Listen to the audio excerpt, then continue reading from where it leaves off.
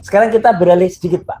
Beralih ke hari ini yang sudah memasuki H+8 ya, dari yang disebut-sebut P21. Ya. Nah, sekali lagi saya juga ingin menyampaikan Pak Ugro bahwa surat dari P21 itu harus ada surat bentuknya kayak gini nih ya. Ya, dari kejaksaan. Berwarna nih.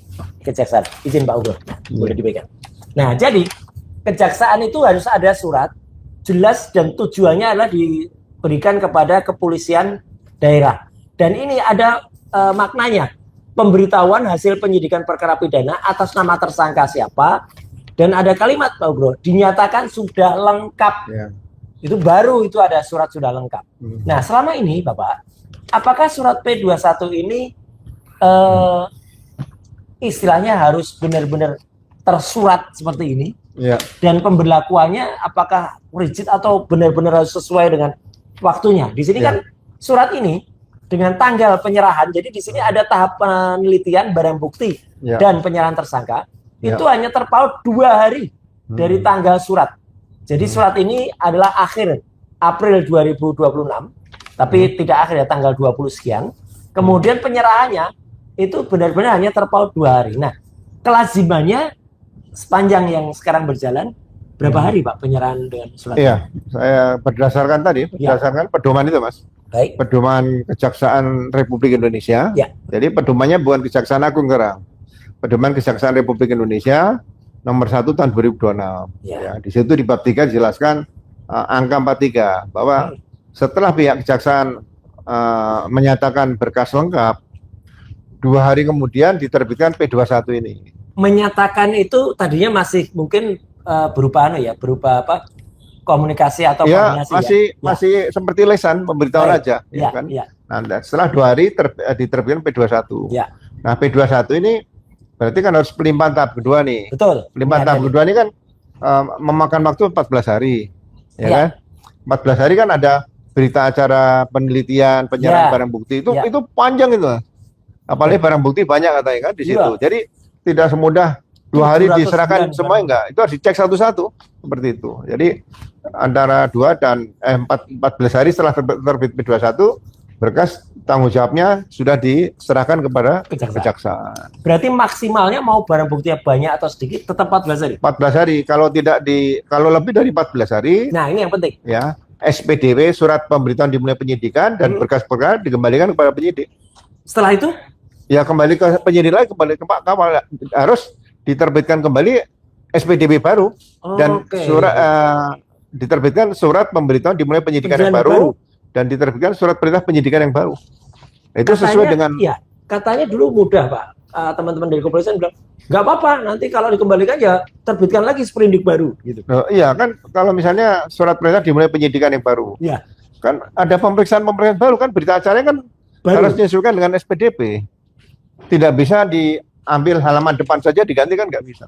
Jadi harus diulangi lagi. Ya diulangi lagi. Ya. Kalau misalnya dulu pernah ada uji laboratorium misalnya, atau ada pemeriksaan saksi, diulangi lagi Pak? Kalau pemeriksaan laboratorium kan itu sudah menjadi bagian dokumen barang bukti. Oh ya, itu mungkin nggak perlu. Tapi berita acara pemeriksaan yang antara saksi-saksi dan tersangka, ya itu harus diulangi lagi. Apalagi beberapa tersangka sudah RJ dan sudah di SP. Iya, jadi seperti itu. Jadi seperti gini. Apalagi ya saya dengar ya, misalnya perkara di-split, dipisahkan, di-split atau digabungkan itu adalah petunjuk jaksa. Oke.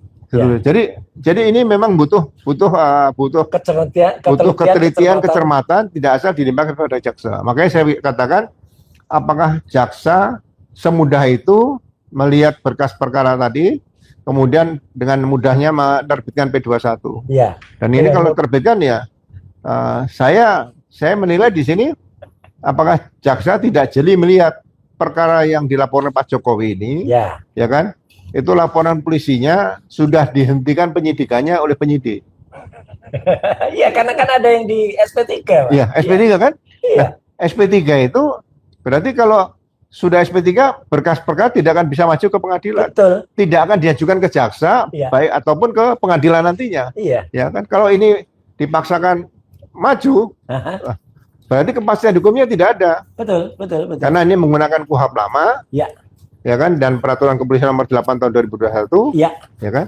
Makanya nanti akan tanda tanya nih, ya, penghentian penyidikannya sah atau tidak. ya, itu Seperti itu. bisa jalan atau tidak ya. Ya, dan saya jamin di seluruh Indonesia ini, Ya. perkara yang sudah dihentikan penyidikannya Aha. tidak akan pernah bisa maju ke pelimpahan tahap 1 lagi, Ya, ya. atau tahap kedua kepada kejaksaan, atau sampai disidangkan Nah, pengadilan. ini kan Pak Ugro juga pernah waktu itu bukan menantang ya, tapi coba tunjukkan ke saya gitu ya gitu. Mana ada perkara yang pernah diberhentikan, Ya. kemudian jalan lagi gitu kan? Iya, Gitu. iya. Memang nggak ada ya, Bapak? Nggak ada. Saya tanya beberapa Oh iya, waktu itu ya. polisi ya, Ya, itu atau penyidik, belum pernah ada. Baik. Gitu loh. Ya, Jadi ya, kalau ya. sampai ada ya, ini case yang sangat luar biasa gitu loh. Jadi buat apa di hukum acara pidana diatur ada penghentian penyidikan? Ya, ya, ya. Bukan penghentian sementara loh. Ya, dan bukan SP3 itu bukan penghentian perseorangan, Bukan. tapi penghentian perkara. Peristiwanya peristiwanya itu yang dihentikan sehingga dikembalikan pada keadaan semula. Ya, boleh nggak Bapak? Kalau misalnya saya, ya ini saya orang awam ya, bertanya. Apakah untuk menyelamatkan quote and quote ya marwah dari kepolisian, kalau memang kemarin sudah ada SP3 untuk misalnya waktu itu ada Egy Sujana, Damai Harulis dan juga si Omon itu, harus dihentikan, kemudian diterbitkan sprindik baru, dan kemudian perkaranya diulang lagi harusnya. Ya, kalau dengan orang-orang yang berbeda dengan sudah berkurang. ya, Iya. Kan? Ya sebaiknya kalau memang berkas-berkas dan surat pemberitahuan dimulai penyidikan dikembalikan. Ya. Ya. Apakah mungkin nih tiba-tiba nih kan banyak yang tiba-tiba. Iya. Tiba-tiba Pak Jokowi bikin laporan polisi lagi. Kan aneh nih nanti. Betul. Jadi kalau ada hal seperti itu terjadi ya. Berarti restoratif justice tadi sebagai alat intimidasi. Udah gitu aja penilaian udah cukup. Betul. Dan ini makanya kenapa pemirsa Roycer Official, pemirsa Langkah Update, dan pemirsa Ugro Seno Tribrata ya, yang malam hari ini ya, yang lain absen ya. Biasanya ada Abdul Ghafur Sangaji Official lagi absen, Refli Harun lagi absen, dan yang lain juga lagi absen. Makanya Bapak, ini yang aneh kan juga begini. Kenapa kemarin saya melaporkan Lecumanan? Iya. Kan Lecumanan itu sudah pernah membuat surat LP semacam ini pada tanggal 26 April tahun yang lalu dengan lokus dan tempus yang berbeda. Dan waktu itu dia mengatakan lokusnya adalah di salah satu hotel dan kejadiannya pada tanggal Rabu 23 April 2025. Padahal dalam surat yang kemudian disatukan, yang saya terima dan kemudian dituduhkan kepada saya, kepada juga semuanya, waktu itu tempusnya adalah tanggal 26 Maret 2025. Jadi bukan ini. Kemudian waktu itu juga lokusnya juga beda. Waktu itu dikatakan di sekretariat Egy Sujana yang ada di Jakarta Pusat. Ini ada di Hotel JW Luansa yang ada di Jakarta Selatan. Nah, kayak gitu kan acak-adut, Pak. Itu makanya ini kami laporkan. Nah, apa pendapat Bapak Pak Ugro soal ternyata penarikan atau penggabungan laporan ini sebenarnya lazim atau enggak, Pak? Gitu. Iya, jadi seharusnya pelapor itu adalah korban. Ya. Korban biasanya yang melihat, mengalami atau mendengar lah, ya kan? Memang kalau berkaitan dengan undang-undang ITE ini, sepertinya ya dibuat-buat seperti itu ya. Ya kan saya ngalami. Betul. Ya, jadi TKP dimanapun boleh. Saya pernah debat dengan salah satu penyidik lah. Artinya melaporkan dimanapun boleh gitu ya. Ya, kalau berkaitan dengan undang-undang ITE misalnya pasal yang dikaitkan di sini pasal 27A, kemudian 28, 3235. Ya, ini 28 ayat 2 undang-undang ITE. Apakah peristiwa-peristiwa tersebut karena diambil dari dunia maya ya? Betul, dari YouTube. Bisa dilaporkan di 38 Polda. Iya, saya pernah ngalami ya. Baik. Dijadikan saksi di 2 Polda. Jadi harus ke sana, harus ke sini. Iya, TKP-nya di mana? Disebutkan yang satu di Jakarta, di kota A, ya kan? Yang satu lagi di kota B, tapi saya tanya, di kota B di mana? Gitu loh. Oh, di alun-alun, Pak. Loh. Kok di alun-alun saya pernah ke situ nggak? Jadi ini masih perlu ditertibkan nanti ke depan. Mudah-mudahan dengan sekali lagi revisi undang-undang kepolisian ini peraturan-peraturan kepolisian yang berkaitan penyidikan tidak pidana umum atau tidak pidana khusus tadi bisa diterbitkan oleh Polri. Baik. Ya, saya apresiasi kepada Jaksa Agung pada saat Undang-Undang Hukum Acara Pidana dan KUHP yang baru itu diundangkan tanggal 2 Januari 2026 ya. Baik, nah, itu Jaksa Agung langsung memperbaiki pedoman Kejaksaan RI nomor 1 tahun 2002 dan tanggalnya tanggal 2 Januari.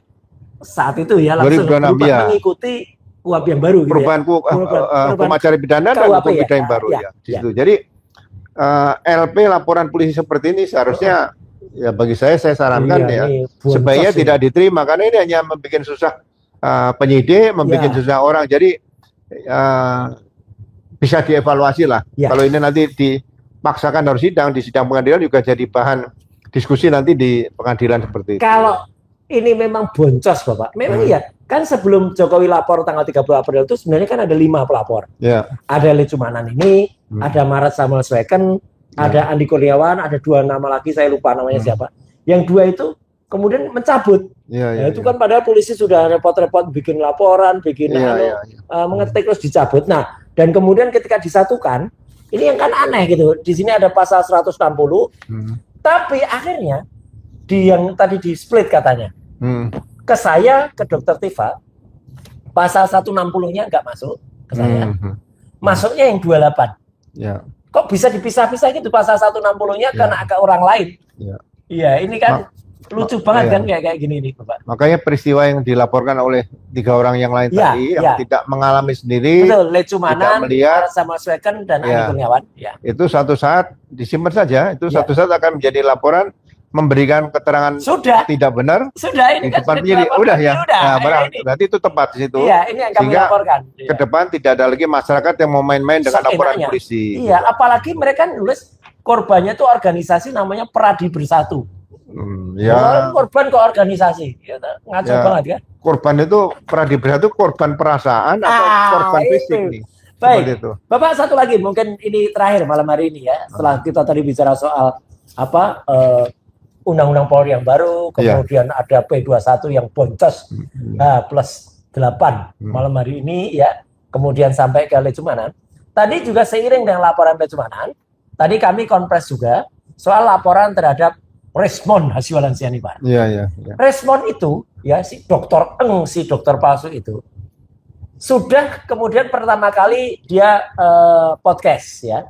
Kemudian cerita menjelek-jelekan saya dengan membaca berita yang sudah kuno.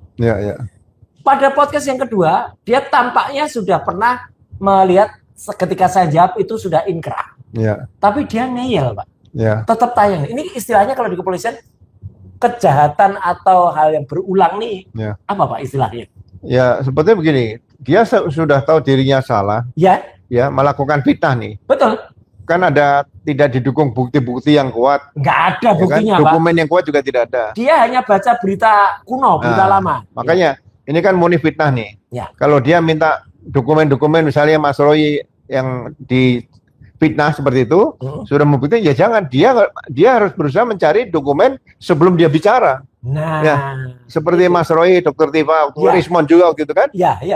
Menemukan dugaan ijazah palsu. Betul. Kan tidak pernah mengatakan Jokowi ijazahnya palsu kan nggak pernah. Enggak. Dugaan ijazah palsu, kemudian diteliti dokumen itu, ya kan? Dan 99,9% kalau saya. Jadi kan itu tidak absolut ya. Betul. Resmond sendiri mengatakan 11.000 triliun persen waktu itu.